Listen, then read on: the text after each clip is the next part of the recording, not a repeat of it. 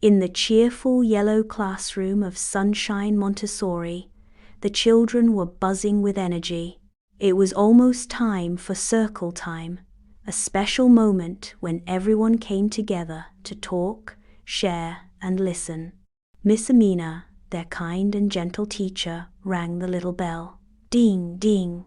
Instantly, the children stopped what they were doing and quietly came to the carpet. They sat cross-legged, forming a big circle. Today, Miss Amina began, we're going to talk about how to speak and listen during group time. Omar raised his hand eagerly. Miss Amina, I love talking. She smiled. That's wonderful, Omar. Talking and sharing ideas is a big part of learning. But there's something even more special. Can anyone guess what it is? Fatima whispered. Listening? Yes, Fatima. Listening shows respect. In our Montessori class, we speak kindly, take turns, and listen carefully to others. Then Miss Amina brought out a small wooden ball. This is our talking ball. When you hold it, it's your turn to speak. Everyone else listens with their eyes, ears, and heart. Miss Amina passed the ball to Omar first. I like building towers, he said proudly. The ball went to Aisha next. I like painting rainbows. Each child had a turn. Some spoke loudly, some softly. Everyone listened without interrupting. When the ball came to Zaid, he hesitated. Miss Amina noticed. Would you like more time to think, Zaid? He nodded. Yes, please. That's okay, she said warmly. We respect each other's pace. Later, two children, Adam and Rania, both reached for the ball at the same time. Miss Amina gently reminded, let's remember we wait for our turn. Rania, you may go first since Adam had a turn earlier. Adam nodded, learning that fairness sometimes means waiting. After everyone shared, Miss Amina asked, how did it feel to speak one at a time and be heard? It felt good, said Aisha. No one shouted over me. I liked when Zaid spoke, Omar added. Even though he was shy, we waited for him. Miss Amina clapped softly. That's the Montessori way. We treat each other with kindness, patience, and respect. Even when we're excited, we remember to take turns and listen. As the bell rang again to end circle time, the children smiled at one another. They had learned something more important than facts or numbers.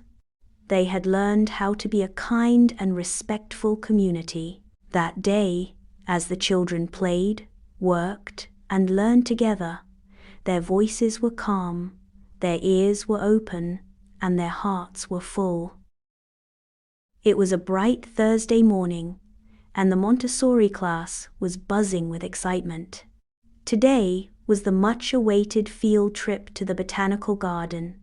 Miss Amina, their teacher, had been preparing them for weeks. The children, aged between 3 and 5, knew this was not just a fun outing, it was a chance to practice all they had learned about grace and courtesy in the real world. Before leaving, Miss Amina gathered the children on the circle mat. Remember our outing rules, she said gently. We walk in pairs, we use our quiet voices, and we respect nature and people. Hands shot up eagerly. No picking flowers, said one child. No shouting, added another. And we listen to our teacher and our buddy, chimed in a third. With hats on and water bottles packed, the children boarded the bus. There was a calm hum of conversation. No one stood or shouted. They practiced patience, even when the ride felt long. At the garden, the guide welcomed them. Good morning, said the children in unison, their voices clear and polite. As they walked through the pathways, they noticed butterflies, colorful flowers, and tall trees. The children pointed things out to each other with wonder, but stayed close to their buddies. One child, Rania, saw a bright flower and reached toward it. Her friend, Yusuf, gently reminded her, "We look with our eyes, not our hands." Rania smiled and nodded, remembering the lesson. During the snack break, the children sat in a shaded area. They unzipped their lunch bags quietly, ate with care, and tidied up afterwards without being told. One child dropped a napkin, and another quickly picked it up and handed it back kindly. These small acts of kindness and responsibility showed how deeply their Montessori values were embedded. A few tourists walked by, smiling at the group. "What well-behaved children," one woman whispered to her companion.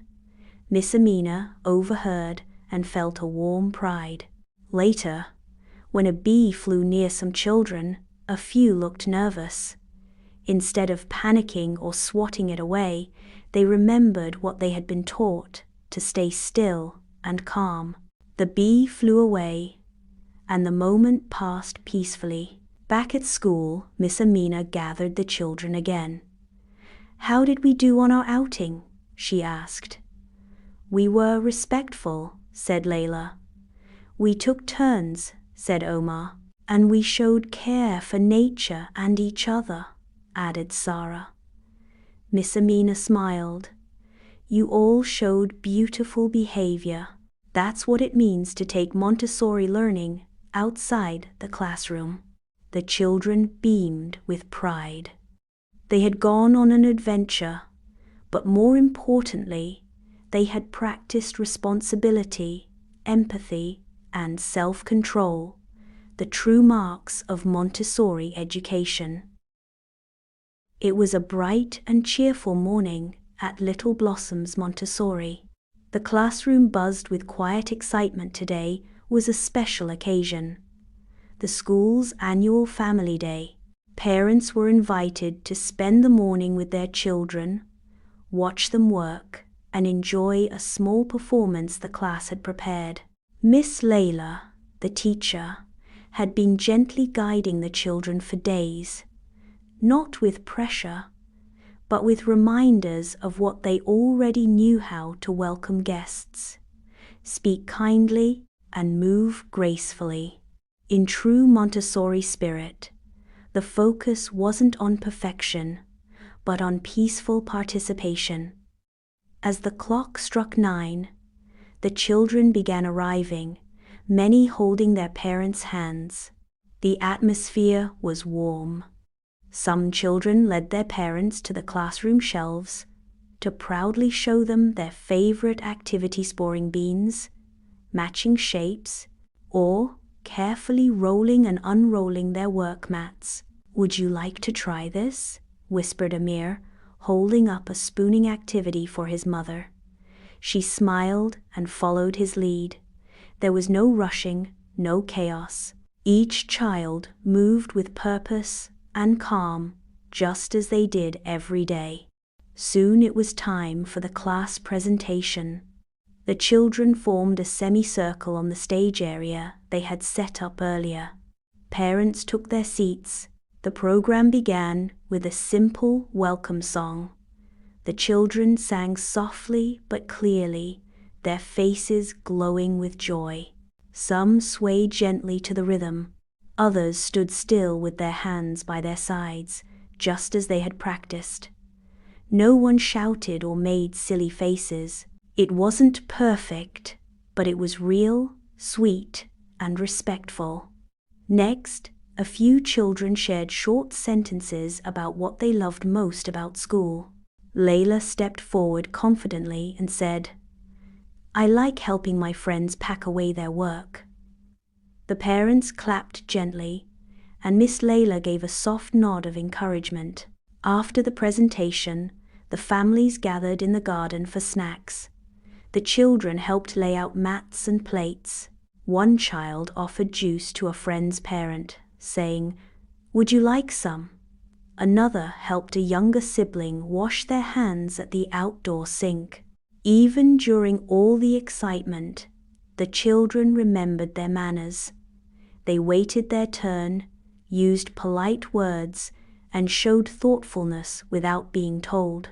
There was no grabbing or shouting, just lots of smiles and gentle gestures. The Montessori grace and courtesy lessons were shining through naturally. As the event came to an end, parents expressed their admiration to Miss Layla. "We didn't expect such calmness," one parent said. "They were so respectful and composed." Miss Layla smiled. "They've learned by doing, by practicing grace and kindness every day, not just for special events." The children waved goodbye as the parents left, their hearts full and happy. For them, it wasn't just a special occasion. It was another day of being their best selves, kind, peaceful, and proud. In a sunny Montessori classroom filled with tiny wooden shelves and baskets of learning treasures, 4-year-old Zaid had a very important job. It was mealtime, and today he was the table-laying helper. He had been waiting all week for his turn. Miss Lena, their gentle teacher, smiled and handed him a small tray. On it were placemats, napkins, small plates, cups, and spoons all child-sized, just right for Zaid's little hands. Zaid carried the tray carefully to the meal area. First, he laid out the placemats on at each spot. "One for Mariam, one for Yusuf, one for Hannah," he whispered, remembering where each friend sat. Then came the plates. He matched each plate with a placemat, gently placing them in the center. Next were the napkins. Zaid had folded them into small triangles earlier that morning. He proudly placed one on the left of each plate, just like Miss Lena had shown him. The spoons went on the right. Finally, he set out the cups, clear and unbreakable, one for each friend. Once the table was ready, Zaid stepped back and admired his work. It looked beautiful, neat, and welcoming. "Zaid, would you like to invite everyone to the table?" Miss Lena asked. With a big grin, Zaid nodded. He walked over to the mat area, where his friends were finishing a puzzle. "Lunch is ready," he said proudly. The children washed their hands and walked quietly to the table. Everyone noticed how lovely the table looked. "You did a great job, Zaid," said Mariam. "Thank you," Zaid beamed. The food was simple but healthy: steamed rice, lentils, and slices of soft carrots. Each child served themselves using small ladles. Zaid scooped a spoonful of rice into his plate, then passed the bowl to Hannah. No one rushed. Everyone waited patiently for their turn. During the meal, the children spoke softly. They practiced saying "please" and "thank you," just like they'd learned. If someone spilled a bit of water, they calmly got a cloth from the cleaning shelf and wiped it up. Zaid remembered another part of his job: clearing the table.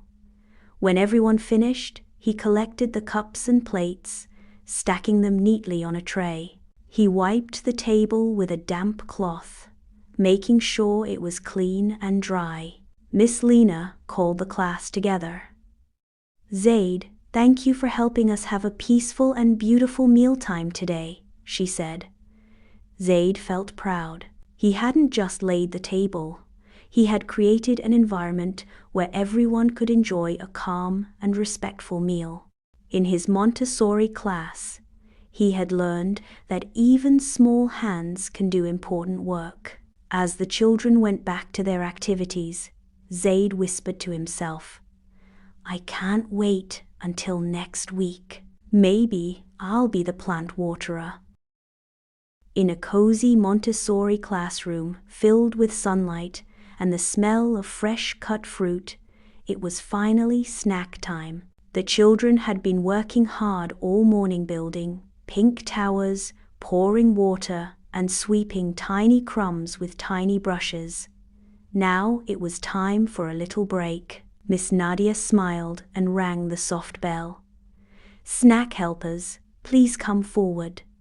Two proud helpers, Ayla and Omar, walked up. Carefully, they brought out the snack trays: banana slices, crackers, and small cups of water.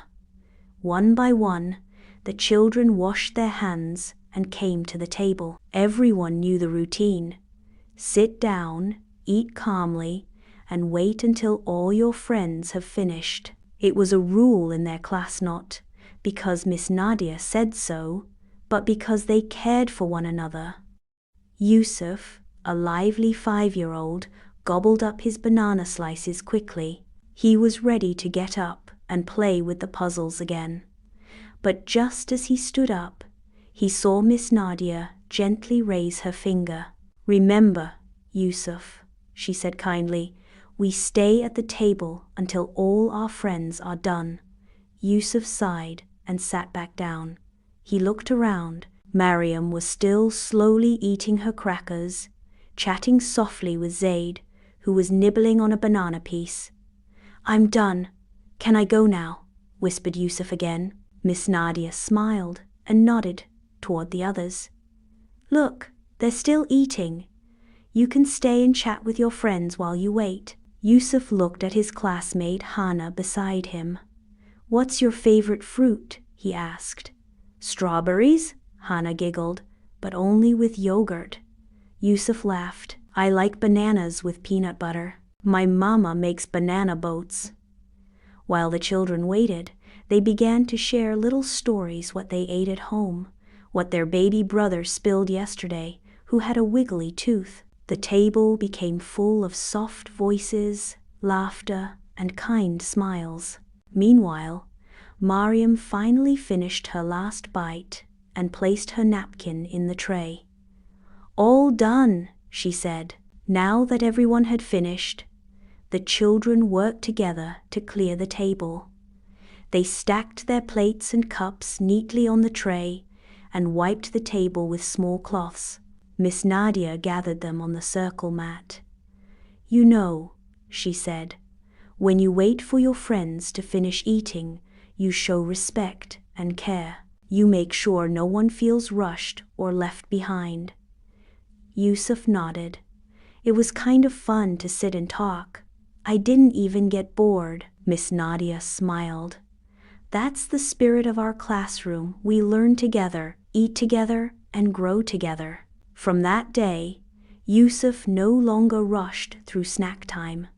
He took his time, enjoyed the chatter, and always waited patiently, because in their Montessori world, waiting was not wasting time. It was sharing time. It was a bright and cheerful afternoon in the Montessori classroom. The morning work was done. Blocks had been stacked, letters traced, and plants gently watered. Now it was time for everyone's favorite part of the day. Lunchtime. Miss Lena rang the little bell. Ting ting. The children paused, packed away their work, and began washing their hands quietly, because they all knew clean hands are the first step to sharing food. Today was special. It was the day when Zoya and Adam were the lunch helpers. They proudly wore their tiny aprons and walked to the serving table, where warm, simple food waited: rice, vegetables, and slices of fruit. Zoya gently picked up the spoon and served a small portion of rice onto the first plate. "Not too much, not too little," she whispered to herself, just like Miss Lena had taught them. Adam carefully added a few carrots beside the rice. "I'm giving 3 carrots," he smiled. "One for health, one for energy, and one for fun." Each child waited patiently, hands in their lap, sitting quietly until their name was called. When it was their turn, they walked slowly to the table, picked up their plate with both hands, and carried it to their seat. The room was filled with the soft clinking of spoons and quiet chatter. Some children were still learning how to scoop without spilling. Others were already helping younger friends. Zoya noticed that Honey looked unsure about her food. She leaned over and said kindly, "You don't have to eat fast, just take small bites." Miss Lena smiled from across the room. "In our classroom, we serve each other, we wait for each other, and we eat together." After a few minutes, Omar finished his food and started to get up. But Miss Lena gently reminded him, "Remember, Omar, we wait until everyone finishes. This is a time to rest, talk softly, and enjoy being together." Omar sat down again and turned to Fatima, who was still eating. "What's your favorite fruit?" he asked. "Bananas," she said, "with honey on top." Soon, more little conversations began. Some children talked about what their moms cooked at home. Others shared funny things their siblings did at breakfast. Finally, when the last child finished eating, Miss Lena said, "Now we clean up together." Each child brought their plate to the dish tray. The lunch helpers wiped the tables with small cloths. Adam even picked up a few grains of rice that had fallen, placing them carefully in the bin. Miss Lena clapped softly. "I'm proud of you all. You served, you waited, you respected one another. That's what makes lunchtime special." As they got ready for rest time, Zoya whispered to Adam, "Next week, let's try pouring water too." Adam grinned. "Only if I get to wear the blue apron." And just like that, another peaceful Montessori lunchtime came to an end full of food, friendship, and small hands learning big lessons. Every morning in the cozy early years classroom, the children would gather after circle time. But there was one place that always caught Shanzeh and Rania's attention, the art corner. It was filled with baskets of crayons, colorful paper, glitter glue, and even feathers and buttons. A big sign above it read, "Create with care." Shanzeh and Rania knew the art corner had special rules. First, they had to wear their little aprons. "Aprons on first," Shanzeh reminded Rania as they giggled, tying the strings around each other. Next, they washed their hands, just like their teacher had shown them. Once ready, they chose their materials. Today, Shanzeh wanted to paint a rainbow, while Rania was excited to make a paper butterfly. "Let's share the glue and scissors," Rania said kindly. "Of course," smiled Shanzeh. They quietly took their seats and started creating. The art corner was always a calm place. Soft music played in the background, and everyone focused on their work. "I love the red color," Shanzeh said, dipping her brush carefully. "Look at my wings," said Rania, gently gluing shiny buttons to her butterfly. As they worked, they remembered to use their materials carefully, just like the rule on the wall. Use only what you need. When Rania accidentally spilled a little glitter, she whispered, "Oops," and quickly cleaned it up. "It's okay, we all make little messes," Shanzeh said with a smile. After finishing their artwork, they showed it to their teacher. "Beautiful work, girls. I can see the effort and creativity," she praised. Shanzeh beamed. Rania felt proud too. They then placed their creations on the drying rack and headed to clean up. "Time to wash our brushes," said Shanzeh. "And pack away the glue sticks," added Rania. They worked together, wiping the table and putting every item back in its place. That's what made the art corner special. Everyone respected the space and helped keep it tidy. Before leaving, they looked at the display board. Their past artwork was hanging proudly for everyone to see. "Look, our autumn trees from last week," said Rania. "I can't wait to show Mama," Shanzeh added. As they left the corner, another pair of children came in. "Have fun," Shanzeh whispered. "Remember to share the scissors," Rania reminded them gently. The art corner was more than just a place to draw and paint. It was a space where Shanzeh and Rania learned patience, creativity, teamwork, and responsibility. They felt happy and calm there, and every day they looked forward to coming back. In a cozy village nestled between green hills and whispering trees, there lived a cheerful little boy named Sammy. He was kind at heart, but he often forgot to use his manners.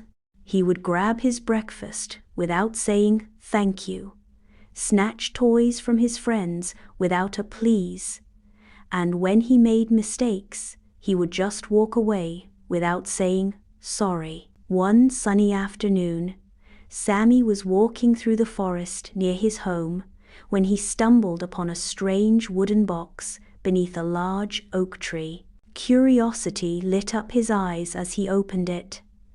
Inside was a scroll with shiny gold letters that read, "Speak the magic words and the world will change." Sammy giggled.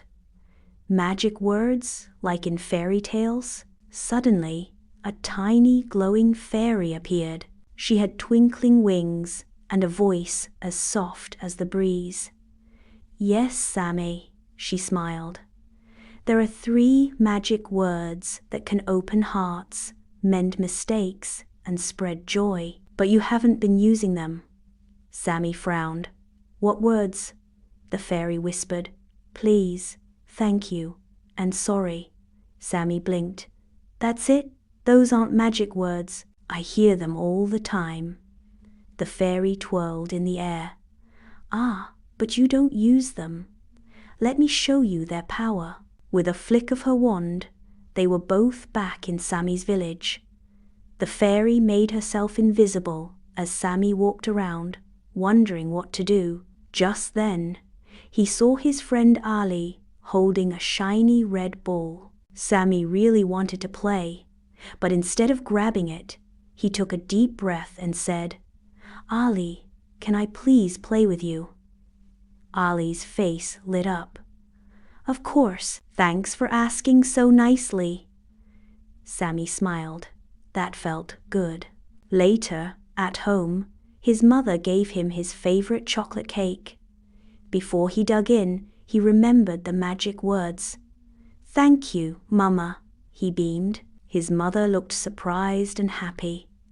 "You're welcome, sweetheart." The house felt warmer somehow. That evening, he accidentally knocked over his sister's puzzle. She looked like she might cry. Normally, Sammy would run away, but this time he stood still. "I'm really sorry. I didn't mean to break it." Her frown softened. "It's okay. Want to help me fix it?" As they worked together, the fairy reappeared. "See," she said gently. "Manners are magic. They open hearts, bring smiles, and build bridges." Sammy nodded. "I didn't know being kind felt this good."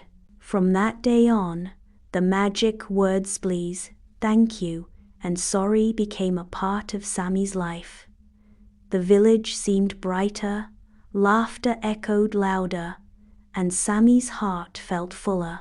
And though the fairy had disappeared, Sammy knew she was always nearby, smiling every time someone used the real magic that cost nothing but means everything. In the cheerful Bumblebee classroom, Miss Maya had a wonderful idea. It was Peg Week, a week filled with fun activities using colorful pegs. On Monday morning, the children walked in and found a surprise. Across the room, a long clothesline stretched from one wall to another. Beneath it stood baskets full of tiny doll clothes and bright plastic pegs. Miss Maya clapped her hands. "Welcome to the Peg Parade." This week, we'll be doing many fun activities that will make your fingers strong, your eyes sharp, and your concentration better than ever." The children's eyes lit up with excitement. Their first task? Hanging clothes on the line. Each child picked a piece of doll clothing, opened a peg with their tiny fingers, and clipped the clothes to the line. At first, some clothes dropped. "Oops," said Arya, laughing. "It slipped." "That's okay," said Miss Maya kindly. "Try again. Pegs are tricky, but the more we practice, the better our fingers get." Soon the line was filled with colorful shirts, pants, socks, and even tiny hats, all proudly pegged by little hands. The children giggled and admired their laundry display. The next day, Miss Maya introduced the pegboard challenge. She brought out boards with tiny holes and a box of mini wooden pegs. "Let's make patterns," she said. "Red, blue, red, blue. Can you continue the pattern?" The children eagerly pushed the pegs into the holes, matching colors and making zigzags and rainbows. Some made letters, others made shapes. "Look, I made an M," shouted Sammy. "That's pencil control without a pencil," Miss Maya said with a wink. "You're practicing how to hold, press, and place just like writing." On Wednesday, they had a peg race. Each child had a cup and a pile of pegs. Use your thumb and finger to pick one peg at a time and drop it in the cup, said Miss Maya. "Ready, steady, go." The room filled with the sound of concentration. Plink, plink, plink as pegs fell into cups. The children giggled and focused hard, racing but trying not to drop any pegs. By Thursday, they had a new challenge, peg art. Using pegs to clip colored paper shapes onto string, they created butterflies, flowers, even a sun with golden rays. "This is like painting with pegs," said Noor, and on Friday, they returned to the clothesline. "Let's play laundry day," said Miss Maya. "But now, try pegging with your non-dominant hand." There were some surprised faces, but they all gave it a try. It was hard but fun. At the end of the week, Miss Maya gathered them around.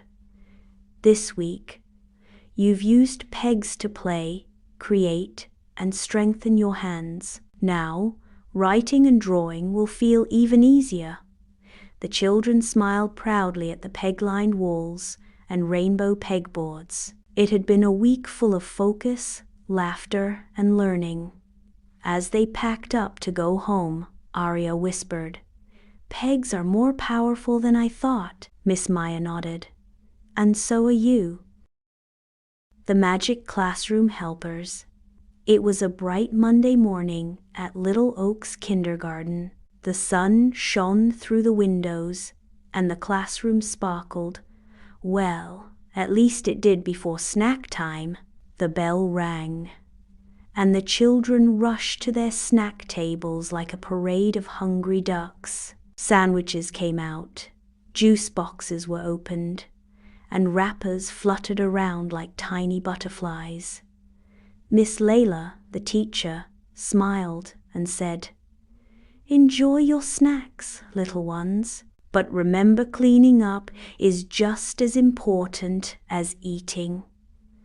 After munching on her apple slices, Zara stood up, leaving her chair pushed far back. Her juice box sat on the table, dripping, and the wrapper from her crackers had somehow landed under the chair. Just then, a quiet ding came from the classroom wall. A tiny door opened, and out flew Sparkle and Sweepeath Classroom's magical cleaning fairies. No one could see them, except those who remembered the classroom rules. Sweepy, with his tiny dustpan and brush, sighed. "Oh dear, it's happened again." Sparkle fluttered her glittery wings. Let's see who remembers the magic rule. If you spill it, you clean it. Zara looked around and noticed the mess. Oops, she giggled. I forgot. She quickly picked up her wrapper and threw it into the bin. Sweepy clapped his hands. 1 point for Zara. Across the room, Ali had spilled a little water from his bottle. He looked worried, but then he remembered. I need a sponge. He ran to the cleaning shelf, grabbed the soft blue sponge, and wiped up the spill carefully. Well done, Ali, said Sparkle, doing a little spin. That's what a responsible student does. Meanwhile, Lena had finished her snack neatly, pushed her chair back in, and even helped her friend wipe the table. She took the dustpan and cleaned a few crumbs on the floor near her chair. Miss Layla noticed and said, Thank you, Lena. You are showing leadership by helping others. Zara smiled too. I want to be a classroom helper like Lena. Sparkle and Sweepy watched proudly as more children followed the rules. Wrappers went into the bin, not under tables. Water spills vanished with the help of sponges, and crumbs were swept up with care. See, said Sweepy, when we all do a little, no one has to do a lot. At the end of the day, the classroom was shiny and fresh. Chairs were tucked in, tables were clean, and the floor looked as if no snack time had ever happened. Sparkle whispered to Sweepy, Time to rest until tomorrow. These children are becoming magic helpers themselves. The fairies disappeared into their tiny door with a sparkle and a wink, ready to return whenever someone forgot a wrapper or left a chair sticking out. From that day on, the children remembered, keep the class clean, and the magic will stay unseen. In a small village, surrounded by green hills and blue skies, lived a curious little girl named Lila.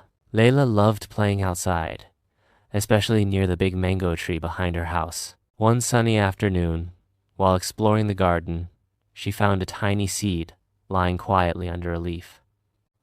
What are you doing here all alone? She whispered, picking it up gently. Her grandmother saw her and smiled. That's a sunflower seed. If you take good care of it, it will grow into a tall, bright flower that follows the sun. Layla's eyes sparkled with excitement. She rushed to find a pot, filled it with soft soil, and carefully placed the seed inside. She gently covered it and gave it a little water. There you go, little seed, she said, patting the soil. I'll take care of you. Every morning, Lila woke up early to check on her plant. She made sure it had enough sunlight by placing it near the window. If the soil felt dry, she gave it water, but not too much. She even talked to the seedling as it sprouted. Good morning, Sunny, she'd say. You're growing so well. Day by day, the tiny green shoot turned into a strong stem with big green leaves. After a few weeks, a golden yellow sunflower bloomed, its petals opening like a smile. But Layla didn't stop there. She was so proud of Sunny that she told her classmates at school. We can all be little gardeners, she said. We just need to give our plants water, sunshine, and love. Her teacher was impressed. That's a great idea, Lila. Why don't we all grow our own class garden? Soon, every child brought a small pot and a seed. Some grew mint, others tomatoes or marigolds. They took turns watering the plants, checking for sunlight, and even wrote journals about their plants' growth. One day, it rained heavily, and some plants got too much water. The children learned to move the pots to a dry spot and check the soil before watering again. They learned that plants, just like people, needed care, attention, and a little patience. Layla looked around the classroom full of green leaves and colorful flowers. She smiled proudly. We're not just students, she said. We're plant parents. And from that day on, the children not only grew plants, they grew kindness, responsibility, and a deep love for nature. Moral of the story: when children take care of plants, they learn to be gentle, patient, and responsible. A little water, sunlight, and love can help a tiny seed grow into something beautiful, just like them. In a small, cheerful neighborhood, there lived a little girl named Sarah who had always dreamed of having a pet. One sunny morning, her parents surprised her with a small brown puppy named Max. Sarah was overjoyed and immediately hugged her new furry friend. Her parents smiled and said, "Having a pet is a big responsibility, Sarah. Max will need lots of love and care." From that day on, Sarah began learning how to care for Max. The first thing she learned was that pets need a clean and safe place to live. She set up a cozy bed for Max in a quiet corner of the living room, making sure it had soft blankets and a few chew toys. Sarah quickly understood that just like people, pets need food and water every day. Every morning and evening, she filled Max's bowl with healthy puppy food and made sure his water bowl was always clean and full. Sometimes she even helped her parents cook a special treat for Max with safe ingredients like boiled chicken and carrots. Grooming became a fun bonding time. Sarah brushed Max's fur gently to keep it shiny and clean, and gave him baths when he got too muddy after playing in the garden. She also learned how to trim his nails carefully with her mom's help, and made sure Max visited the vet regularly to stay healthy. Playing with Max was Sarah's favorite part of the day. They played fetch in the yard, tugged on ropes, and chased bubbles. Sarah learned that pets need exercise just like kids do, and that playing together kept Max happy and active. When Max felt tired, he would curl up next to her, and she would read stories aloud to him. One day, Max wasn't feeling well. He looked sad and didn't want to eat. Sarah quickly told her parents, and they took him to the vet. The doctor said Max had a mild tummy ache and gave him medicine. Sarah realized how important it was to notice when a pet acts differently and to get help quickly. At school, Sarah shared her experiences with her classmates during show and tell. She explained how to care for pets by feeding them, bathing them, playing with them, and keeping them safe. Her teacher praised her and said, "Sarah, you're being a wonderful pet owner." Sarah smiled proudly. She had learned that pets are not just fun companions, they are living beings who depend on their owners for love, safety, and care. She had become not just Max's friend, but his protector too. And every night, as she hugged Max close, she whispered, "I'll always take care of you." And Max, with his tail wagging gently, seemed to understand. They were more than just a girl and her dog. They were family. It was a bright Monday morning when little Ibrahim stepped into his Montessori classroom, his eyes sparkling with curiosity. The classroom was calm, filled with soft sunlight, gentle music, and the quiet buzz of busy hands. Miss Lena, the Montessori guide, greeted him warmly as he placed his water bottle in the shelf and put on his indoor shoes. "Good morning, Ibrahim. Today, I have something new for you," she whispered with a smile. Ibrahim's ears perked up. New things always meant adventures. After circle time and the morning song, Miss Lena guided Ibrahim to a small tray on the shelf. It held a wooden pegboard, a few pegs, and a bowl full of colorful elastic bands. "These are elastic bands," she said, picking up one gently. "They stretch, and with these pegs, you can make shapes." Ibrahim's eyebrows rose with excitement. "Can I make a house or a rocket?" he asked. "You can make anything you imagine," Miss Lena replied. He picked up the tray carefully and found a quiet spot at a low table. As he sat down, he examined the rubbery loops. There were thick ones, thin ones, tiny yellow ones, and long blue ones. He touched each one, stretching them slightly between his fingers. One by one, he pushed pegs into the holes of the wooden board. It was a little tricky at first. Some pegs tilted, and one even popped out and bounced off the table. But Ibrahim didn't give up. He chuckled and tried again. Slowly, a square appeared on the board. Then a triangle. He stretched a red band between 3 pegs to form a tent shape. Miss Lena watched from a distance, noting his concentration. Montessori work was all about hands-on exploration, self-correction, and independence. And Ibrahim was fully immersed.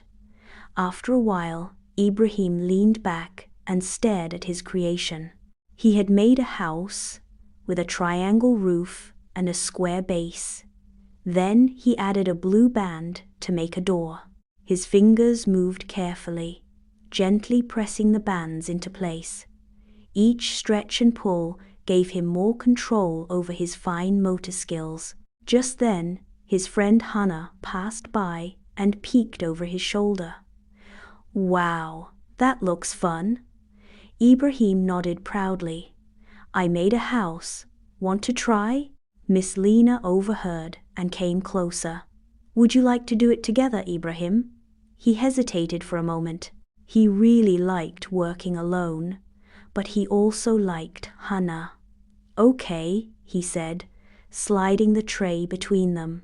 Together, they made new designs of flower, a car, even something that looked like a jellyfish. Ibrahim learned how to work with a friend, taking turns with the bands, respecting each other's space and agreeing on shapes. One sunny morning, Mohsin was organizing his art table when he found a shiny little thing lying under his drawing pad.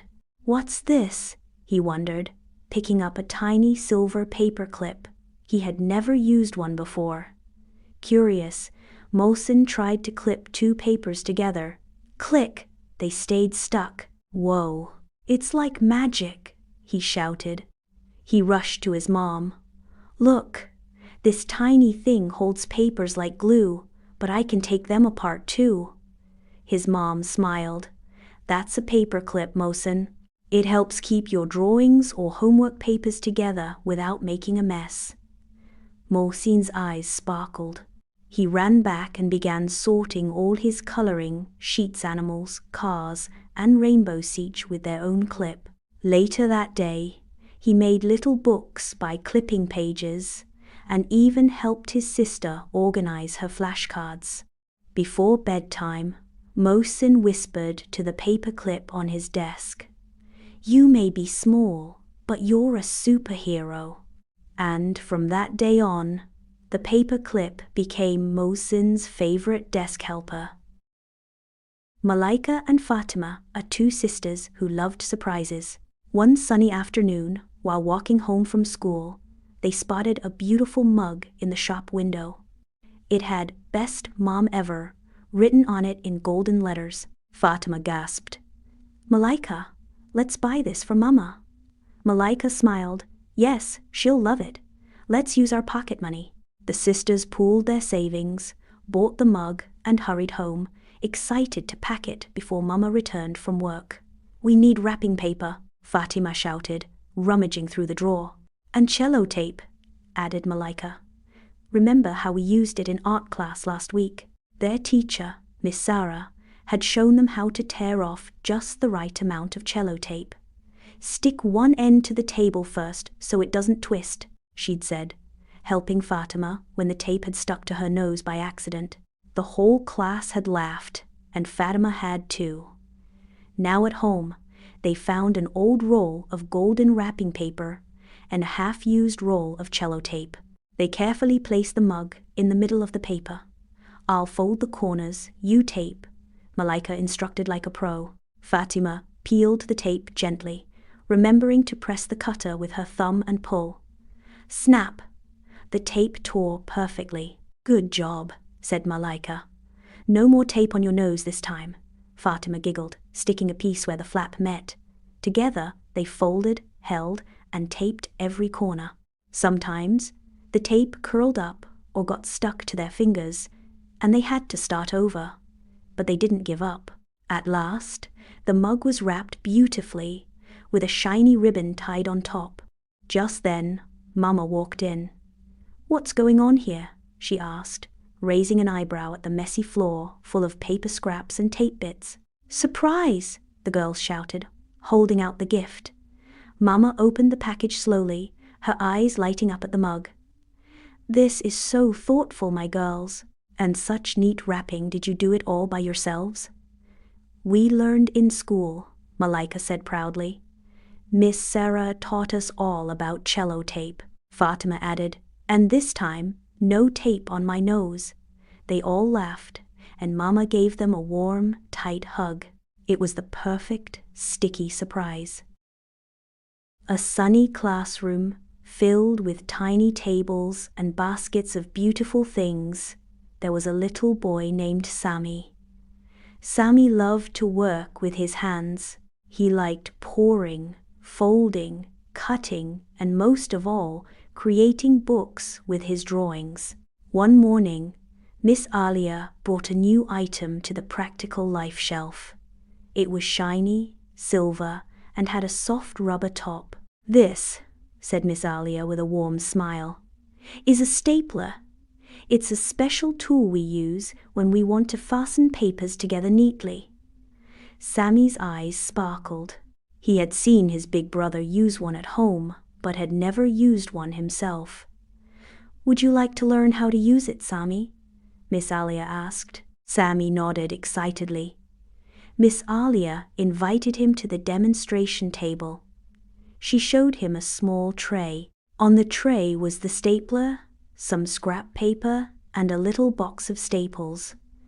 "First," said Miss Alia slowly, "we check if the stapler is full. Can you see this little compartment?" She opened the top gently, and Sammy peeked in. "It's full," he whispered. Miss Alia smiled. "Wonderful. Now watch how I line up the edges of the paper. Place them inside the stapler's mouth and press down with both hands."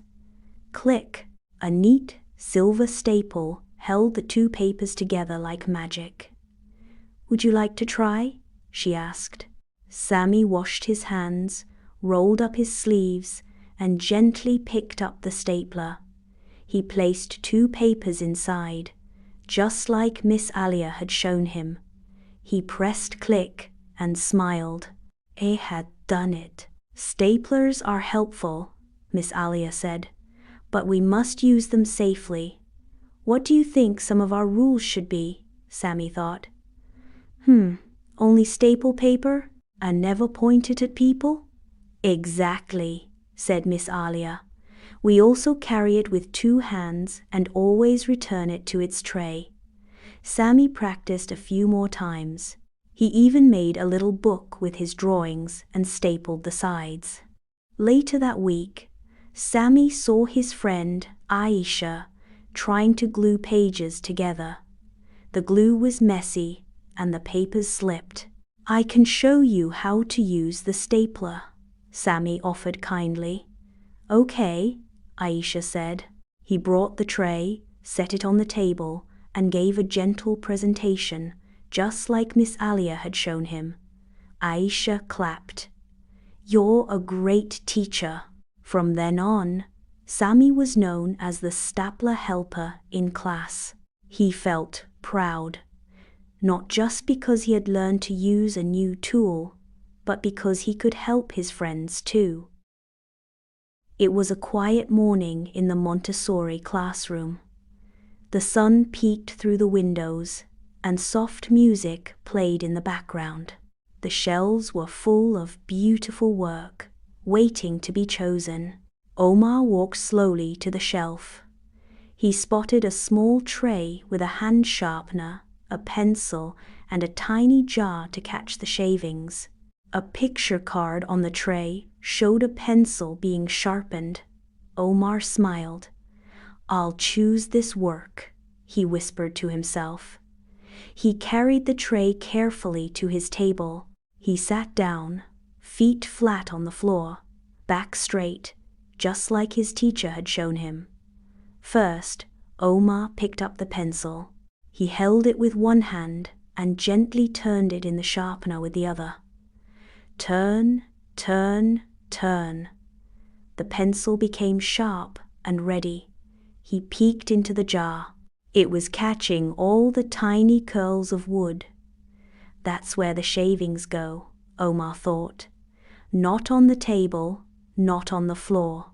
When he finished, he placed the pencil down gently.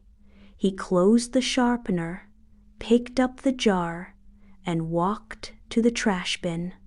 Slowly, he emptied the shavings. Not a single piece fell out. He returned everything to the tray and put it back on the shelf, ready for the next child. Miss Sarah, the teacher, came by and smiled. "You used the sharpener with care, Omar. Thank you for showing respect to your work." Omar felt proud.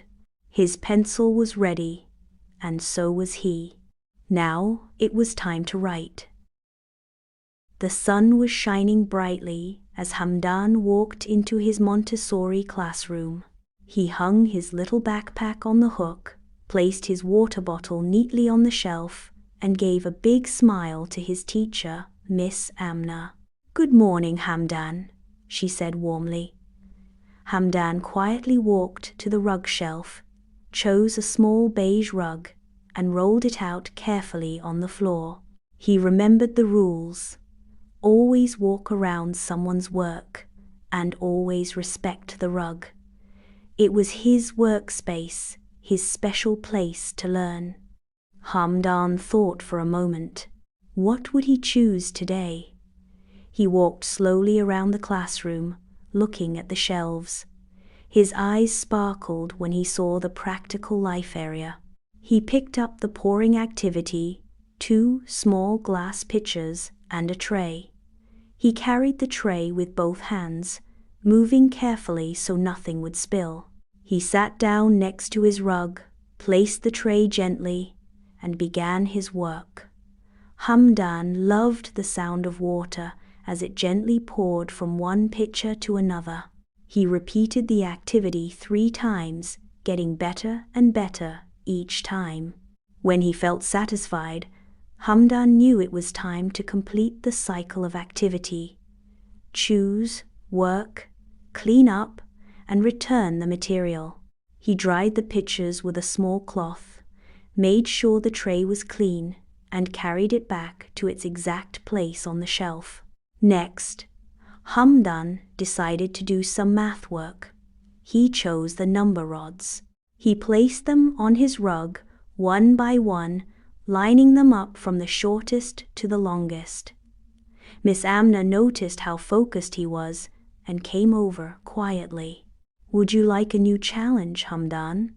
she asked. He nodded eagerly.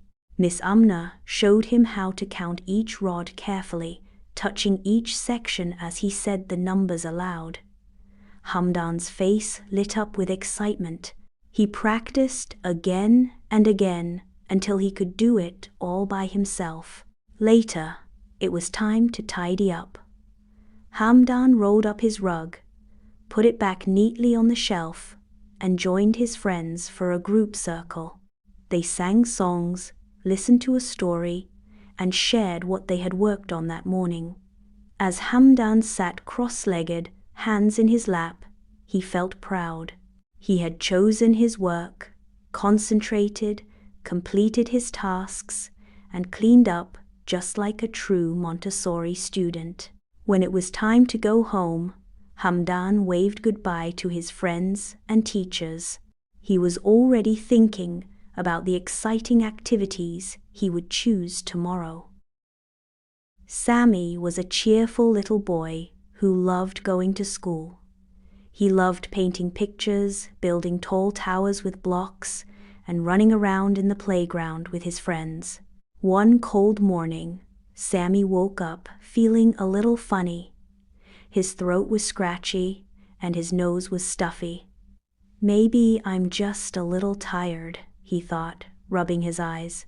He didn't want to miss out on the fun, so he got dressed quickly and hurried to school. When Sammy got to class, he was excited to start his day. He pulled out his crayons, but oops! One of them rolled off the table and onto the floor. Sammy picked it up without thinking. "Yuck," he muttered, brushing some dust off, and went back to coloring. His hands felt a little dirty, but he didn't bother washing them. A few minutes later, Sammy coughed loudly. Cough, cough.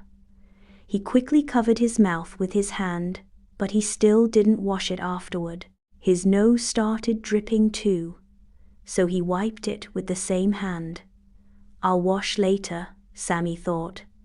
"It's not a big deal." Just then, his friend Adam came over to say hello. "Hi, Sammy," Adam said, holding out his hand. Without thinking, Sammy shook Adam's hand. "Hi, Adam," Sammy said, smiling. But guess what?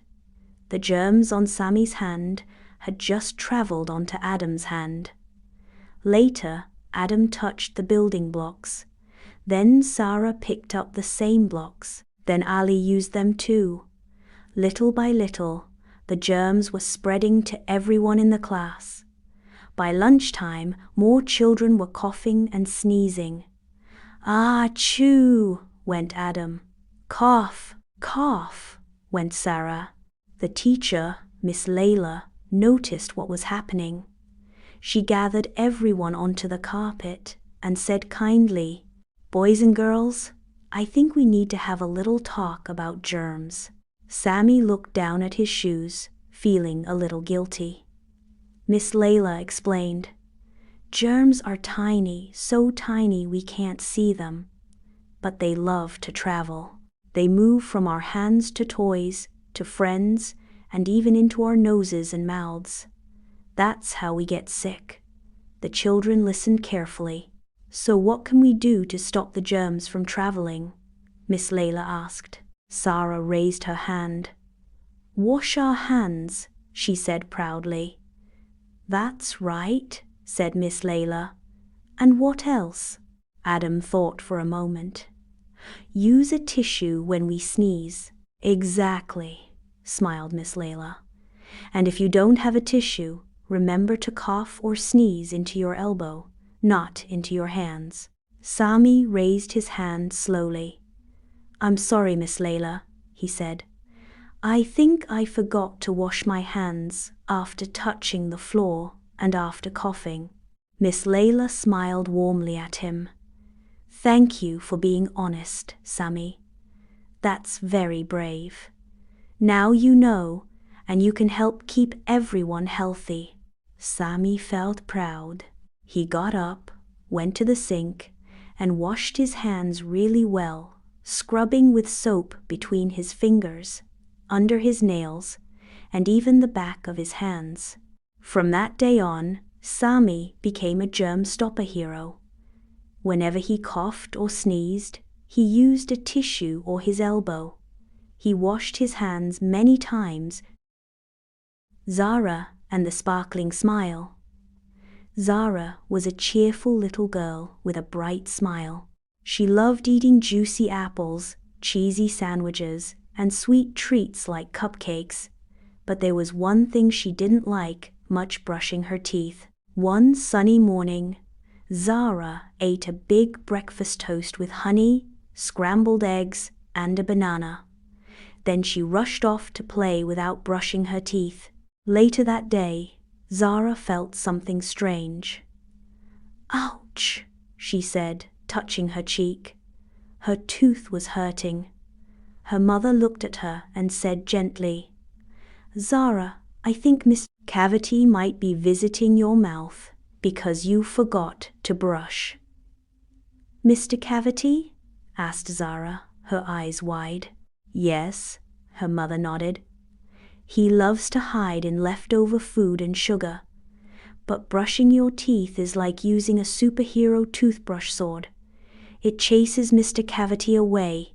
Zara didn't want any cavities. So that night, she squeezed some minty toothpaste onto her little pink toothbrush and started brushing in circles up, down, front, and back. She even sang her new song, "Brush in the morning, brush at night. After eating food, keep teeth bright." From that day on, Zara brushed her teeth after every meal. She even rinsed her mouth with water if she couldn't brush. Her teeth became whiter, stronger, and healthier, and her smile sparkled like stars. And guess what? Miss Cavity never came back. Zara had just gotten her very first pair of spectacles. They were purple with tiny silver stars on the sides, and she felt like a superhero every time she wore them. But there was one small problem. Zara never remembered to clean them. Every morning, she'd put them on, only to find mysterious fingerprints, smudges, and the occasional splash of juice from breakfast. "Zara," said Mama one day, handing her a soft cloth, "you have to take care of your glasses.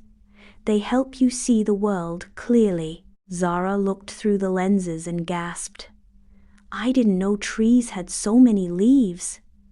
Mama laughed. "Imagine what else you've been missing." That's when Zara decided her glasses needed a spa day. She grabbed a towel, a tiny bowl of warm water, and the soft cloth Mama gave her. Then, with a serious look, she said, "Welcome to Zara's spectacular spectacle spa. Step 1, the bubble bath." Zara dipped her glasses gently into the water and gave them a swirl. "Ooh, fancy bubbles," she said, pretending they were relaxing in a hot tub. Step 2, the gentle scrub. With careful fingers, she used a drop of soap and wiped the lenses. "No more sticky apple juice from yesterday," she whispered. "You deserve better." Step 3, the dry and shine. Zara dabbed the lenses with the towel and then polished them with the soft cloth. "There, now you sparkle like stars." She put the glasses back on and blinked in amazement. "Wow, my room has details. I can see every single color in my rainbow poster." From that day on, Zara cleaned her spectacles every morning. She made it a special part of her routine. Sometimes, she even gave them names like Professor Clearview or Captain Focus. At school, her teacher, Miss Layla, noticed, "Zara, your glasses always look so clean." Zara smiled proudly. They go to a spa every day. Soon, her classmates wanted to try it too.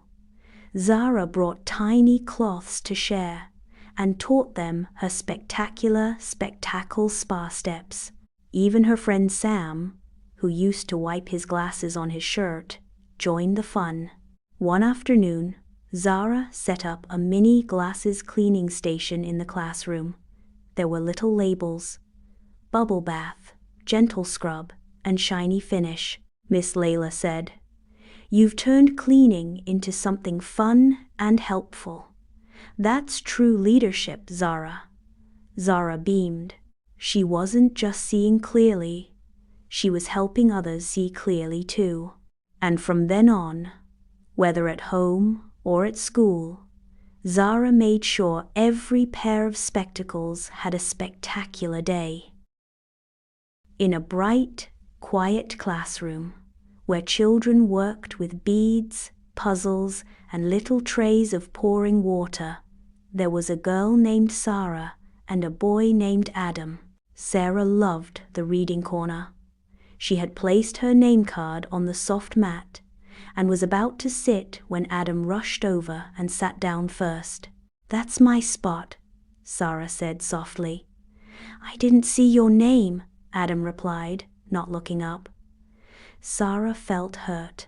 She had followed the rule place, your name card, and the spot is yours. But Adam ignored it. She wanted to yell, "You're mean!" But then she remembered what Miss Layla had taught them. So she took a deep breath, walked to the little round table with the flower vase, and picked up the peace rose. Miss Layla saw her and gave a little nod. "Would you like to invite Adam to the peace table?" Sarah nodded. She walked back and gently said, "Adam, will you come to the peace table with me?" Adam looked surprised, but he followed. They both sat quietly. Sarah held the peace, rose, and spoke first. "I felt sad when you took my reading spot. I had put my name there." Adam looked down. When she handed him the rose, he held it gently and said, "I didn't mean to make you sad. I didn't see your name card." Sarah took the rose again. "It hurt my feelings. I wanted to shout, but I remembered I could use the peace rose." Adam gave a little smile. "I'm sorry, Sarah. Next time I'll check more carefully." Sarah smiled too. "Thank you." Miss Layla came over with a small basket. "Would you two like to make a peace drawing together?" she asked. They nodded happily. Sarah and Adam sat together and used colored pencils to draw a big red rose with the words, "We can talk, we can listen, we can forgive." Later that day, Miss Layla gathered all the children on the carpet. Today, Sarah and Adam reminded us how to use our peace rose. When someone hurts your feelings, you can talk about it. You can listen. You can fix the problem without shouting or being unkind. Sarah felt proud. Adam did too. From that day on, more children used the peace rose when they felt upset. It became a special way to solve problems with kindness and calm. And whenever someone forgot the rule or made a mistake, they knew they had a peaceful way to make things right. Because in their classroom, everyone was learning not just reading or counting, but also how to care for one another. One sunny morning, Hamdan and Rania were busy building a tower with wooden blocks in their classroom. They were working together, taking turns carefully and smiling as the tower grew taller. Suddenly, there was a soft knock at the door. "Knock, knock!" Miss Aisha, their teacher, looked up and smiled. "Children, we have a special visitor today." Hamdan quickly stood up and quietly pushed in his chair. Rania followed, placing her last block gently on the table. They both walked to the door with Miss Aisha. Standing at the door was a tall lady with kind eyes. "Good morning," she said with a smile. Hamdan put his hands together and said, "Good morning. Welcome to our classroom." Rania gave a little bow and added, "Would you like to come in?" The visitor smiled brightly. "Thank you, what polite children." Miss Aisha nodded proudly. "Hamdan and Rania, please show our guest around the classroom." Hamdan walked beside the visitor and pointed to the art shelf. "This is where we do painting and coloring." Rania added, "And over there is the book corner. We love reading stories." As they showed her around, they remembered to walk slowly, speak gently, and listen carefully when the visitor spoke. Before she left, the visitor said, "Thank you for being so kind and respectful. I really enjoyed my time here." Hamdan and Rania smiled and waved. Goodbye. Have a nice day. After she left, Miss Aisha gathered the class. Today, Hamdan and Rania showed us how to be polite, welcoming, and kind. That is called grace and courtesy. All the children clapped for them, and Hamdan and Rania felt proud. It was a bright Monday morning in Little Acorn class. The classroom buzzed with happy chatter as children began their day. Miss Layla clapped her hands and smiled. Good morning, everyone. Today we'll be making paper crowns. Excited giggles filled the air. All the children rushed to their tables. Glue, scissors, shiny stickers, and colorful paper were neatly placed in the middle. Everyone began cutting, folding, and sticking. Maya sat next to her friend Zaid. She was carefully cutting zigzag shapes for her crown. Zaid watched her for a while and said, Do you want me to help you cut the shapes? Maya looked up, smiled, and said politely, No, thank you. I want to try it by myself. Zaid nodded. Okay, he said cheerfully, and went back to his own crown. Maya's scissors slipped a little, and the line wasn't perfect. But she didn't give up. She held the paper steady and tried again.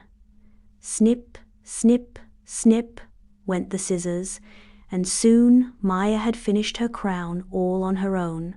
At another table, Sarah was struggling with her glue stick. Miss Layla, can you help me open this? She asked. Miss Layla walked over and gently encouraged her. I think you can try first. Use your strong fingers and twist it like we practiced yesterday. Sarah took a deep breath, gripped the glue stick tightly, and twisted. I did it, she laughed, beaming with pride. Meanwhile, Hamza noticed that his friend Noor was having trouble folding her crown. He walked over and said kindly, Do you want help folding it? Noor frowned. No, I want to do it myself. Hamza started to fold it for her anyway, but Miss Layla gently stopped him.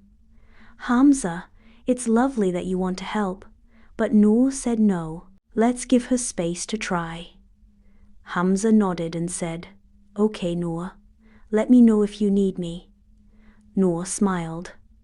Thanks, Hamza. She pressed down on her paper, creased the edges, and folded it just the way she wanted. By the end of the activity, all the children were wearing colorful crowns, some a bit crooked, some with gluey edges, but each made with pride. Miss Layla gathered them in a circle. What did we learn today? Maya raised her hand. That we can say, no thank you, if we want to try by ourselves, Zaid added. And it's okay to offer help, but we should listen if someone says no. Sarah said, Trying first before asking for help made me feel brave. Miss Layla nodded. That's right. Helping is kind, but learning to do things on your own is how we grow strong and smart. The children clapped, proud of their crowns and of their independence. Clothes were stacked in rows, shirts were sorted by color, and even the bottom drawer of pajamas had been organized. When Zaid's mom came into the room, she stopped in her tracks. What happened here? She asked, amazed. Surprise, the boys shouted together. We cleaned up the wardrobe, Zaid said proudly. Omar taught me how to fold clothes like he learned in his Montessori class. Omar smiled. It's easy once you learn, and it feels really good to keep things neat. Zaid's mom gave them both a big hug. You boys are amazing. Thank you. This is the best surprise ever. In a bright and happy classroom filled with laughter, little Safi sat by her table. It was practical life time, and today's lesson was very exciting. It was her first time using scissors, or, as the children like to call them, sizzlers. Safi's teacher, Miss Amina, brought over a tray. On it were strips of paper, a small basket, and a shiny pair of child-safe scissors with rounded tips. Miss Amina, gentle voice. Safi, today you will learn how to cut paper using these scissors. It's an important skill that needs care, patience, and practice. Are you ready? Safi nodded eagerly. Scene 1. How to hold scissors. Miss Amina sat beside Safi and held the scissors gently in her hand. Miss Amina, let me show you how to hold the scissors the right way. Look carefully, Safi. My thumb goes in the small hole on top, and my fingers go in the bigger hole at the bottom. The scissors should look like they're smiling, always facing away from your body. Camera zooms in on her hand positioning. Safi watched closely and then tried.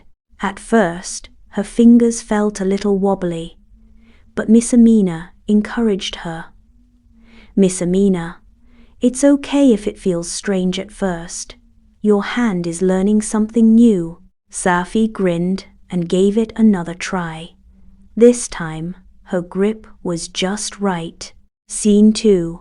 Practicing the cutting motion. Miss Amina placed a strip of paper in front of Safi. Miss Amina, now let's try. Open and close the scissors slowly, like a crocodile mouth. Open, chomp, open, chomp. Safi giggled and practiced the motion in the air. Then, carefully, she picked up a strip of paper, held it with one hand, and made her first snip. Narrator, snip. A small piece of paper fell into the basket. Safi's eyes sparkled with joy. Safi, I did it. Miss Amina, yes, you did. Remember, we always sit down when using scissors, and we snip slowly and carefully. Scene 3.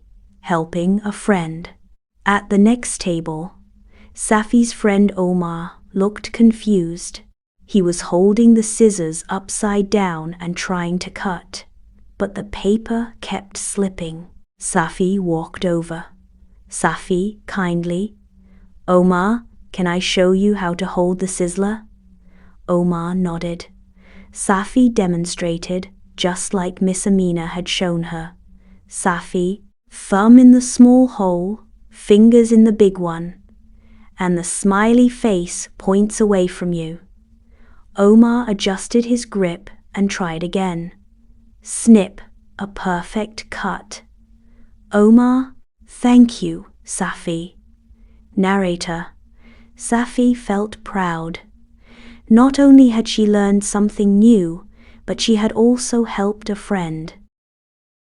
It was a bright, sunny morning, and Rania was especially excited to go to school. Today was Practical Life Day in her Montessori class, and her teacher had promised a fun cooking activity.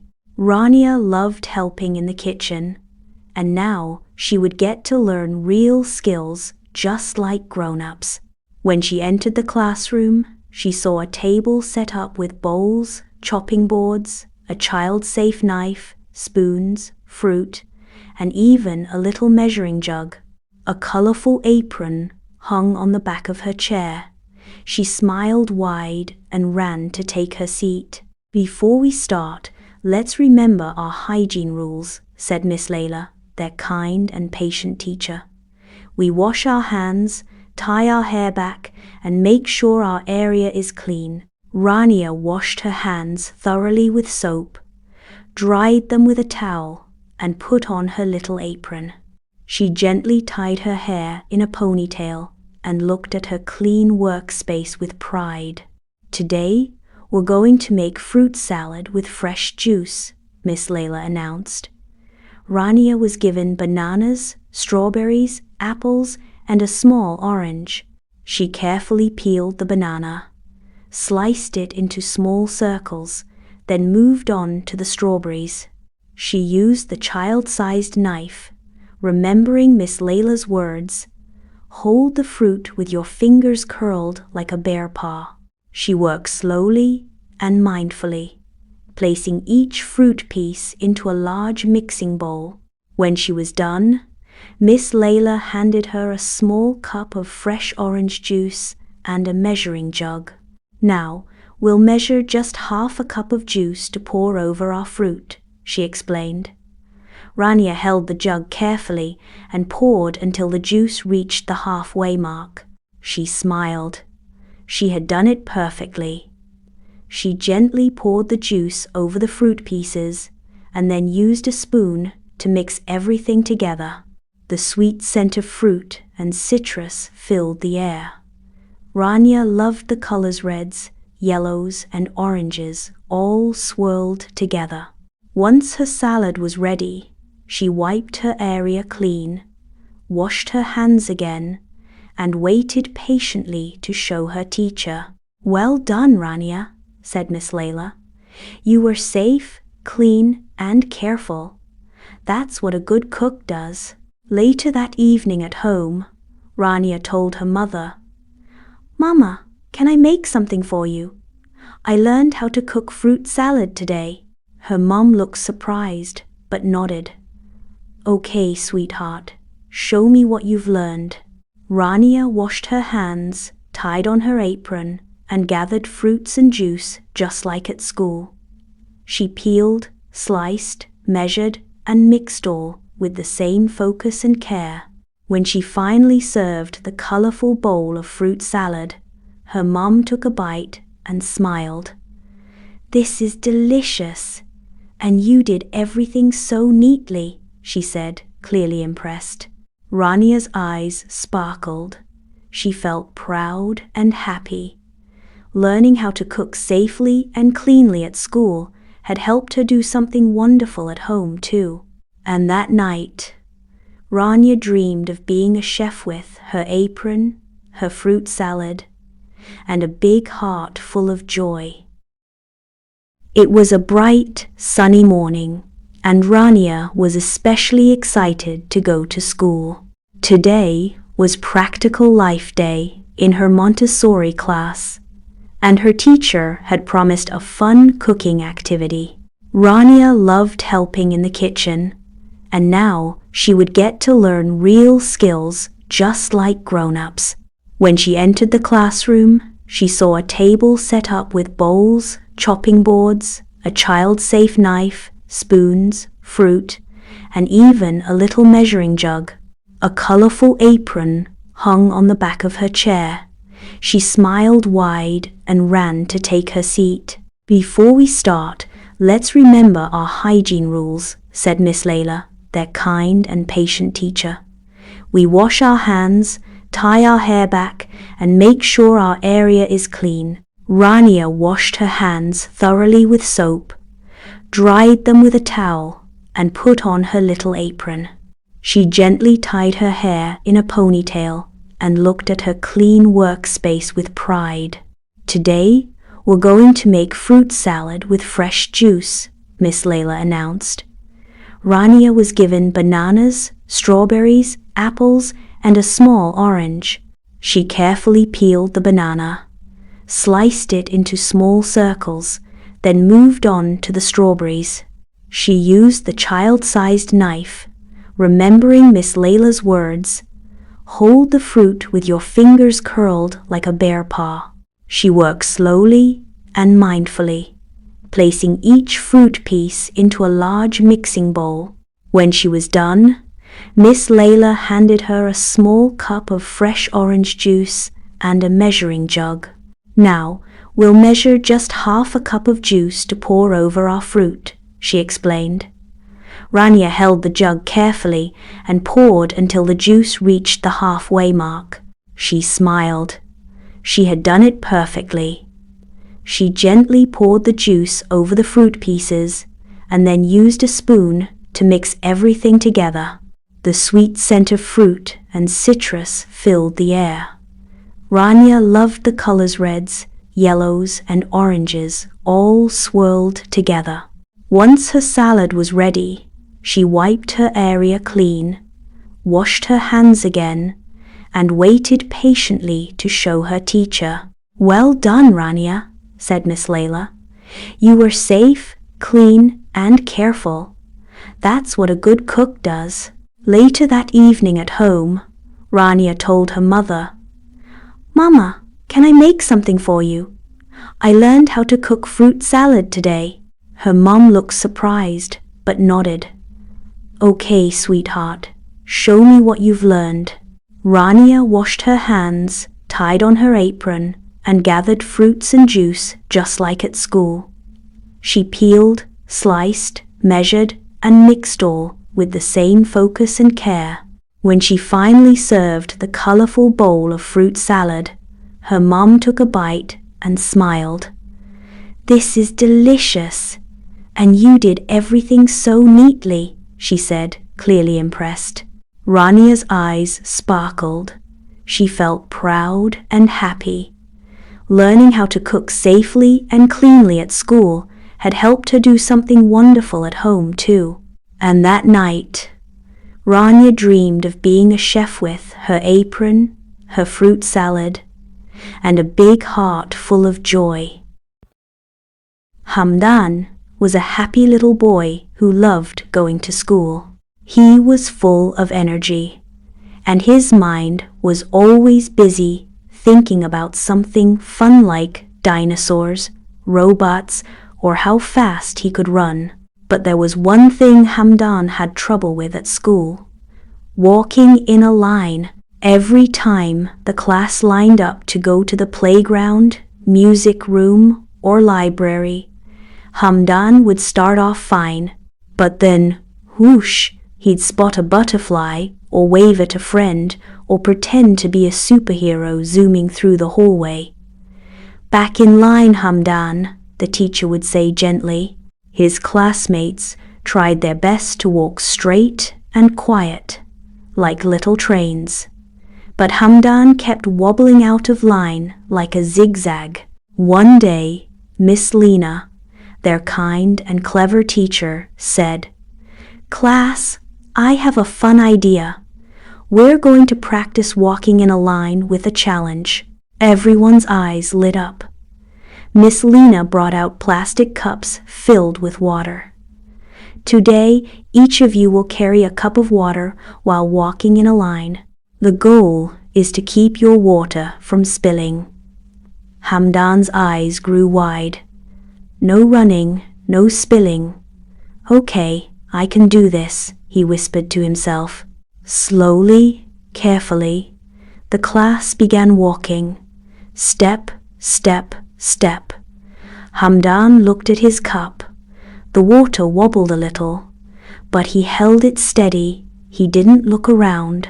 He didn't pretend to fly. He just walked, straight and slow. He did it. The next day, Miss Lena gave everyone a small cushion to balance on their heads. "We're learning to walk tall and steady," she smiled. Hamdan giggled, but focused. Step, balance, step. He was getting better every day. Soon, Hamdan became the line leader. He helped others stay focused too.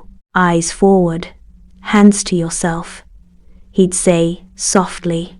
He even made up a little chant. "One behind one, walking is fun." His teacher gave him a shiny star sticker and said, "Hamdan, you've become a wonderful example." Hamdan beamed with pride, and from that day on, walking in a line became one of his favorite things to do, because he had learned how to turn a wobbly walk into a smooth and steady journey. In the cozy Montessori classroom, children were busy with their work. Some were building towers, some were rolling mats, and others were carefully pouring water from one jug to another. But there was one little girl who found it hard to stay quiet. Her name was Maheen. Maheen loved to talk. She talked while working, she talked while walking, and she even talked while the teacher was giving a lesson. "Look what I made," she would shout. "Do you want to play with me?" she would call out loudly. Sometimes she even sang songs when it was time to listen. The other children tried to focus, but Maheen's cheerful chatter often distracted them. One day, Miss Amina, their kind teacher, gently gathered the children on the circle mat. "I have a very special game for you today," she whispered with a smile. Maheen's eyes sparkled.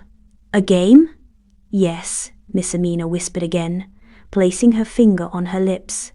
"It's called the silence game. This game is all about listening and staying very, very quiet. Do you think you can keep your body still and your mouth quiet?" Some children nodded slowly. Others smiled shyly. "I'm going to whisper someone's name, and if you hear your name, you may quietly come and sit beside me." The room became still. The only sound was the ticking of the clock. "Ayan," Miss Amina whispered. Ayan looked up, tiptoed silently across the room, and sat next to her. "Lena," she whispered again. Lena gave a tiny smile and joined them like a quiet little mouse. Maheen wanted to hear her name too, but it was so quiet, she almost forgot to talk. Finally, she heard it. "Maheen."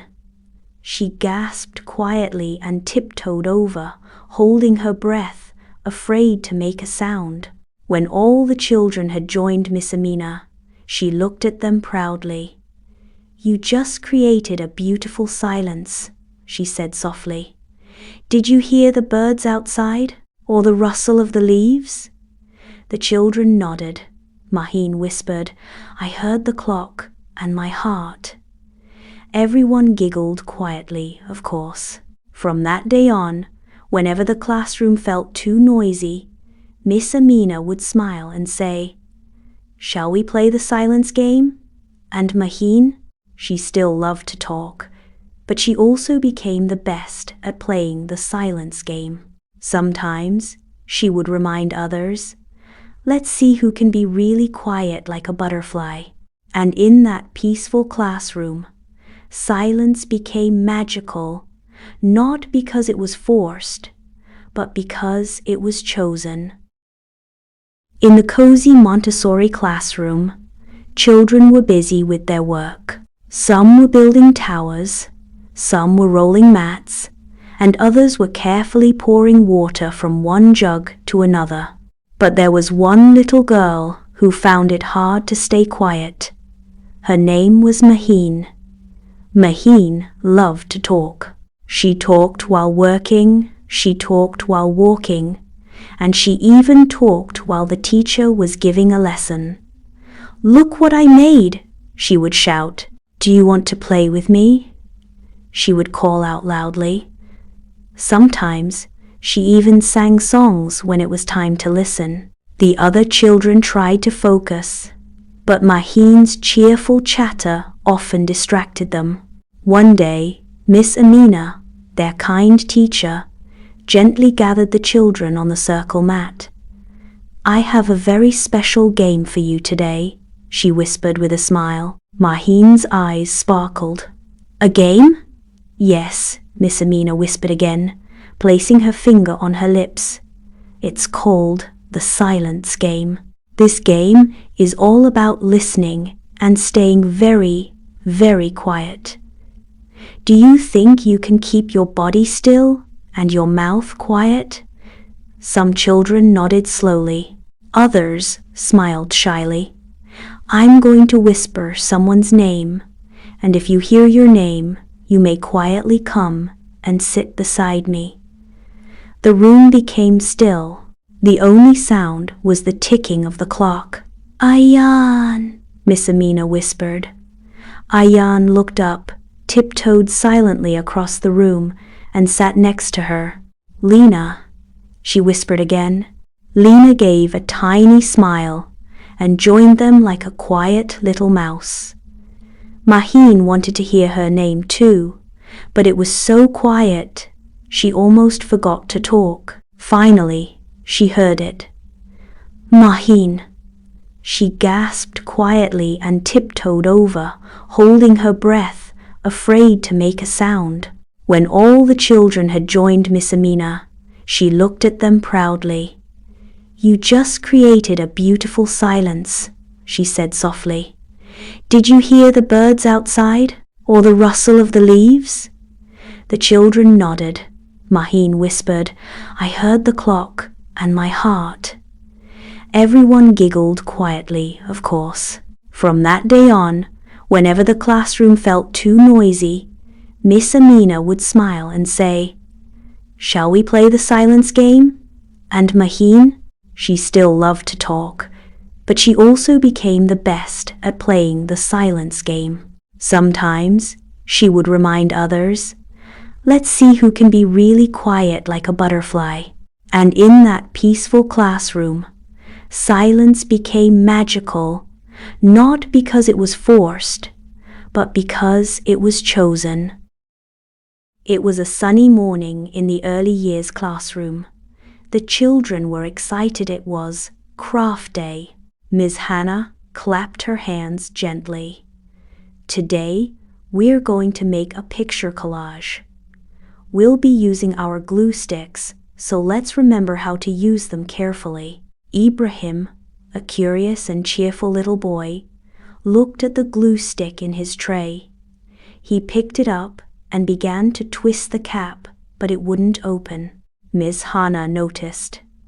Ibrahim, try twisting it to the right to open the cap, she said with a smile.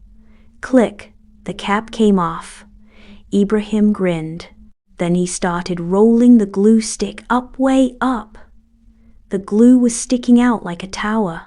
Oh no, Miss Hannah chuckled gently, kneeling beside him. We only need a little bit, just enough to make the paper stick. Let's twist it back down. Together, they rolled the glue down to the right height, just a small peak of glue. Ibrahim nodded. He gently rubbed the glue onto the back of his paper, making sure to cover the corners. Not too hard, not too soft, he whispered to himself, remembering what Miss Hannah said. One by one, Ibrahim glued his shapes onto the paper. He even reminded his friend, don't forget to close the cap when you're done, or the glue will dry out. When his collage was finished, he proudly held it up. Miss Hannah smiled warmly. Well done, Ibrahim. You used your glue stick just right. And from that day on, Ibrahim became the classroom glue stick helper, always ready to teach others the right way to twist, glue, and cap. It was a sunny morning in the early years classroom. The children were excited. It was craft day. Ms. Hannah clapped her hands gently. Today, we're going to make a picture collage. We'll be using our glue sticks, so let's remember how to use them carefully. Ibrahim, a curious and cheerful little boy, looked at the glue stick in his tray. He picked it up and began to twist the cap, but it wouldn't open. Miss Hannah noticed. Ibrahim, try twisting it to the right to open the cap, she said with a smile. Click, the cap came off. Ibrahim grinned. Then he started rolling the glue stick up, way up. The glue was sticking out like a tower. Oh no, Miss Hannah chuckled gently, kneeling beside him. We only need a little bit, just enough to make the paper stick. Let's twist it back down. Together, they rolled the glue down to the right height, just a small peak of glue. Ibrahim nodded. He gently rubbed the glue onto the back of his paper, making sure to cover the corners. Not too hard, not too soft, he whispered to himself, remembering what Miss Hannah said. One by one, Ibrahim glued his shapes onto the paper. He even reminded his friend, "Don't forget to close the cap when you're done, or the glue will dry out." When his collage was finished, he proudly held it up. Miss Hannah smiled warmly. "Well done, Ibrahim. You used your glue stick just right." And from that day on, Ibrahim became the classroom glue stick helper, always ready to teach others the right way to twist, glue, and cap. Zain was a curious little boy in the yellow class. He loved cutting, pasting, and making cards for his friends. One morning, his teacher said, "Today we will learn something new, the hole punch." Zain's eyes lit up. "What's a hole punch?" he asked. "It's a special tool that makes neat little holes in paper," said his teacher with a smile. She showed the children how to hold the hole punch with both hands, press down firmly, and pop! A perfect circle appeared. Zain couldn't wait to try. He picked up a blue piece of paper, held the hole punch with care, and pressed down. Pop! He made one hole, then another. Soon, his paper looked like it had a trail of tiny round windows. "Look, miss," Zain laughed. "It's a robot mask." His teacher clapped. "Well done, Zain. You used the hole punch safely and creatively." Zain learned to never put fingers near the punching part, to always collect the little paper dots, and to return the hole punch when he was done. That day, Zain didn't just make art become a hole punch hero. Zain was a curious little boy in the yellow class. He loved cutting, pasting, and making cards for his friends. One morning, his teacher said, "Today we will learn something new, the hole punch." Zain's eyes lit up. "What's a hole punch?" he asked. "It's a special tool that makes neat little holes in paper," said his teacher with a smile. She showed the children how to hold the hole punch with both hands, press down firmly, and pop! A perfect circle appeared. Zain couldn't wait to try. He picked up a blue piece of paper, held the hole punch with care, and pressed down. Pop! He made one hole, then another. Soon, his paper looked like it had a trail of tiny round windows. "Look, miss," Zain laughed. "It's a robot mask." His teacher clapped. "Well done, Zain. You used the hole punch safely and creatively." Zain learned to never put fingers near the punching part, to always collect the little paper dots, and to return the hole punch when he was done. That day, Zain didn't just make art become a hole punch hero. In a brightly lit Montessori classroom, a transferring activity begins with 2 small bowls and a child-sized spoon. Bathed in the gentle caress of sunlight, a child sits absorbed in a world of focused determination. With furrowed brow and pursed lips, the child's face reflects an unwavering commitment to the task at hand. Each deliberate movement of the spoon echoes the symphony of delicate precision and unwavering control. In the bright Montessori classroom, a child's face lights up with joy as the second bowl fills, signifying completion. The on-screen text appears, enhances fine motor skills, concentration. Sunlight bathes the Montessori classroom as a parent-teacher guides a small group of parents, showcasing a child's focused beam transfer. In a moment of quiet learning, the narrator highlights hand-eye coordination. In a moment of quiet learning, the narrator highlights concentration. In a moment of quiet learning, the narrator highlights independence. Ah was excited.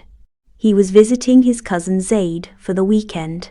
It had been a while since they had a sleepover, and they had big plans, board games, bedtime stories, and maybe even a small movie night. As soon as Omar arrived, the two boys ran up to Zaid's room. They talked about everything under the sun, until suddenly, Zaid opened his wardrobe to pull out his favorite blue t-shirt, the one he and Omar had bought together during their last visit to the mall. But the moment the wardrobe door swung open, a mountain of clothes came tumbling down.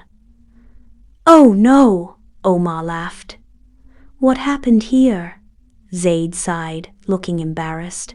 "I was trying to find my soccer jersey last week, and I think I messed everything up. Now, I can't find anything. I really wanted to wear our matching blue t-shirt today." "Don't worry," Omar smiled. "Let's wear something else today, and tomorrow morning we'll fix it. We can give your mom a surprise by cleaning up your wardrobe." Zaid's eyes lit up. "Really? But I don't know how to fold clothes properly." "I do," Omar said proudly. "We learned in Montessori class. It was one of my favorite activities. We had a little basket with tiny towels and t-shirts. At first, I didn't think folding was fun. But then I realized it's like a puzzle. Each fold has a step, and when you finish, everything looks neat and tidy." Zaid nodded. "That sounds cool. Can you teach me?" "Of course," Omar grinned. The next morning, before anyone else in the house woke up, the two boys tiptoed into Zaid's room. The sun was just beginning to shine through the curtains. Omar grabbed a few shirts from the messy pile and laid them flat on the bed. "Watch me," he said. "First, you smooth the shirt out like this.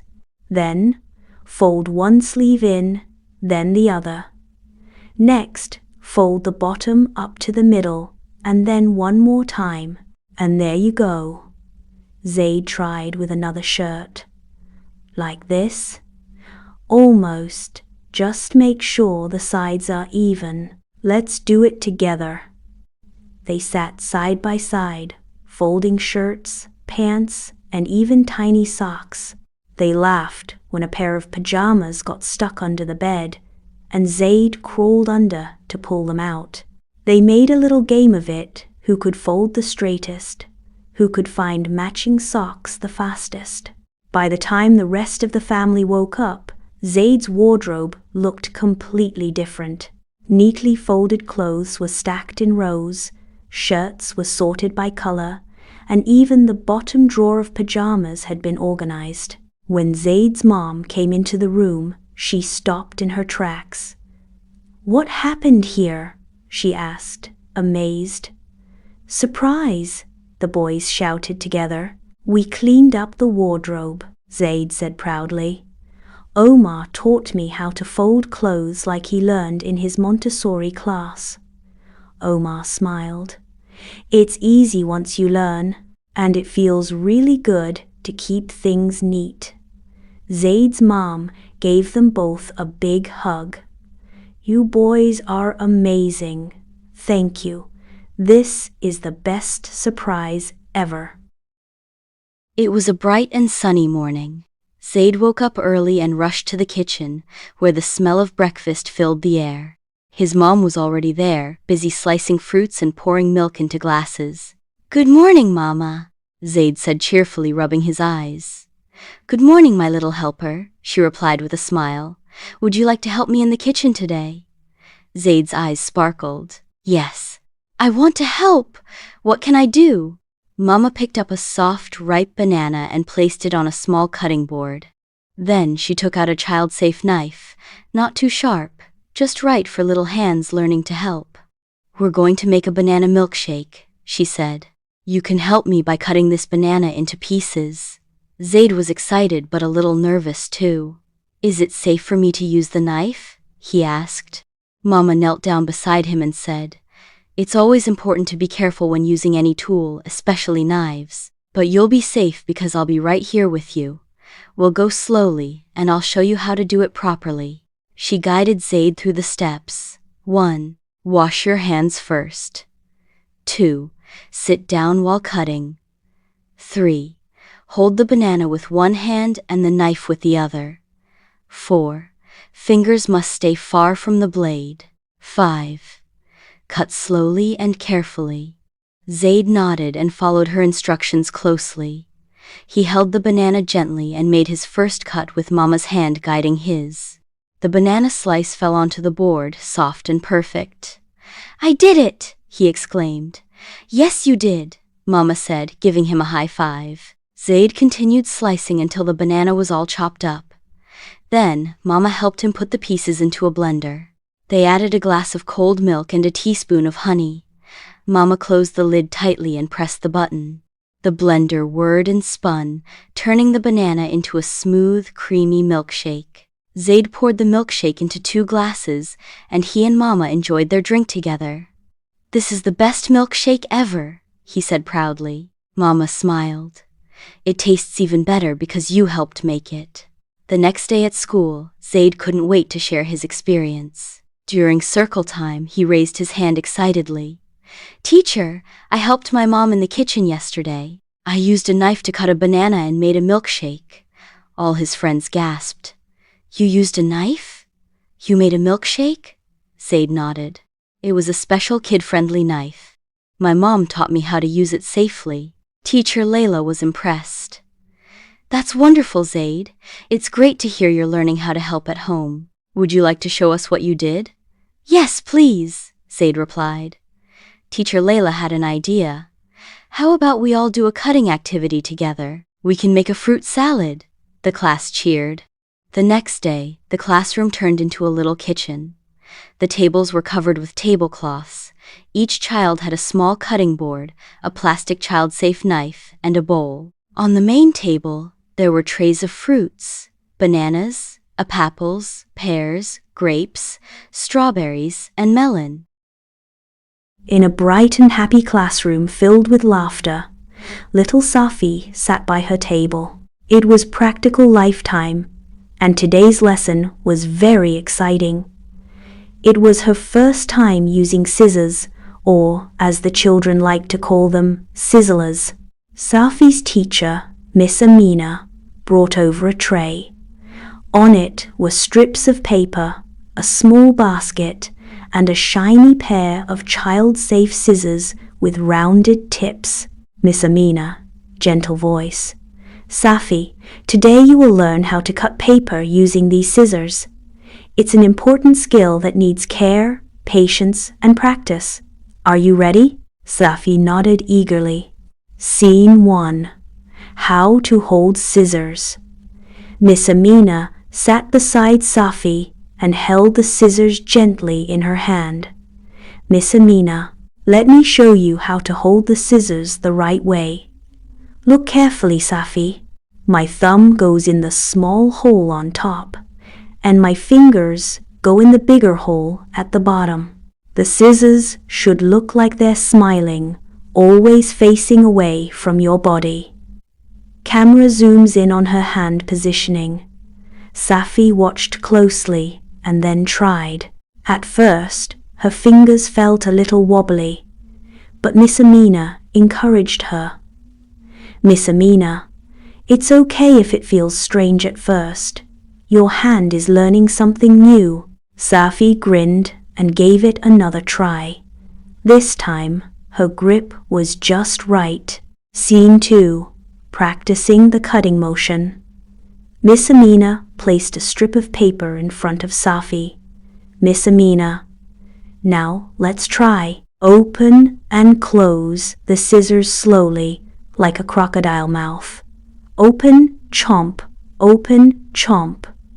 Safi giggled and practiced the motion in the air. Then, carefully, she picked up a strip of paper, held it with one hand, and made her first snip. Narrator, snip. A small piece of paper fell into the basket. Safi's eyes sparkled with joy. "Safi, I did it." Miss Amina, "Yes, you did.